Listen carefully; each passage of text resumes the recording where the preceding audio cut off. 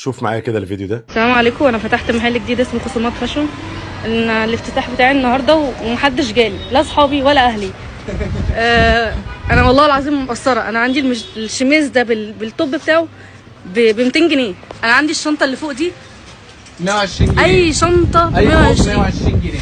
انا الحمد لله ما قصرتش انا واخويا وفتحنا، يعني احنا سعينا الحمد لله. 110 ده 110 اللي انت سمعت فيه بره ارقام ب 100 جنيه احنا مخصمين اصلا. 100 جنيه خلاص نشيل الورقه دي. الوايد ليج ده القطن اللي هو الحلو ب 140 جنيه، والكتان الالوان كلها الكتان ده ب 150 جنيه اهو.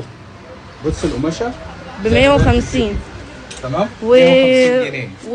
السوتات كلها، يعني احنا مش مقصرين والله العظيم. يعني اغلى سوت عندنا ب 350. يعني اي سوت من اللي فوق دي اصلا ب 250. السوتات هنا بصوا جميله جدا. عندي برضو سلاسل. هذه بنت هي واخوها قرروا ان هم يفتحوا مشروع، وقرروا ان هم يسعوا في حاجه تبقى مصدر رزق ليهم، لكن للاسف ما لقوش اللي حواليهم، ولا القرايب ولا الصحاب ولا المعارف. انا عايز اقول لك ان انا يعني كتير جدا من صحابي لما ربنا يكرمهم وبيفتحوا مشروع، لما اجي اقعد معاهم فاقول له طب انت فلان وفلان، يقول لي ما حدش جه. اقول له طب والافتتاح، يعني انت المفروض باعت دعوه لده ولده ولده، يقول لي ما حدش جه. اقول له طب ازاي؟ يقول لي والله ما اعرف. اقول له طب والافتتاح بتاع فلان ما هم راحوا له، يقول لي ما هم راحوا للغريب وما جوليش انا. فليه دايما الحته دي بتبقى تحسها دايما موجوده؟ يعني انا اوقات كتير بشوف بوستات لناس تيجي تقول لك ايه، انا ربنا كرمني وفتحت مشروع وجيت اعمل افتتاح، كنت جايب مثلا 100 كرسي، ال 100 كرسي دول اللي قاعد عليهم 7 اشخاص بس. فليه الحته دي عندنا؟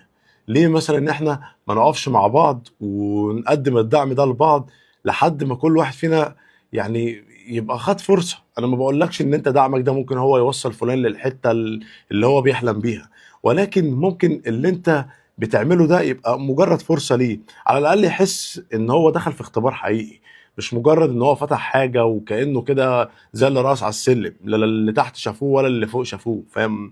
او مش عارف المثل بيتقال ازاي. المهم يعني ده اللي اقصده، انت فاهم قصدي؟ ان انتوا ليه يا جماعه لما تشوفوا حد بيقرر ان هو يبدا حاجه بتبقوا من جواكوا تحس ان انت مستكترها عليه، حتى لو هي حاجه بسيطه. فهي البنت دي انا هسيب لكم كل التفاصيل بتاعتها، هسيب لكم المكان بتاع المحل بتاعها، العنوان، الحاجات دي كلها، وشكل الشغل اللي عندها ما شاء الله كويس جدا. الشغل ده انت لو رحت جبته من مكان بقى واسمه حاجة كبيرة هتدفع فيه ارقام. والله العظيم انا اعرف ناس بتبيع حاجات يعني تقليد، وهي بس بتبيع على الاسم اللي هي فيه وعلى اسم الشارع اللي هي فيه وعلى الايجار بتاعها وعلى الحاجات دي، بتحط لك رقم كبير جدا وانت بتروح تدفع عادي. ليه؟ لا ده الجاكيت ده ب 15,000، ده ب 18,000.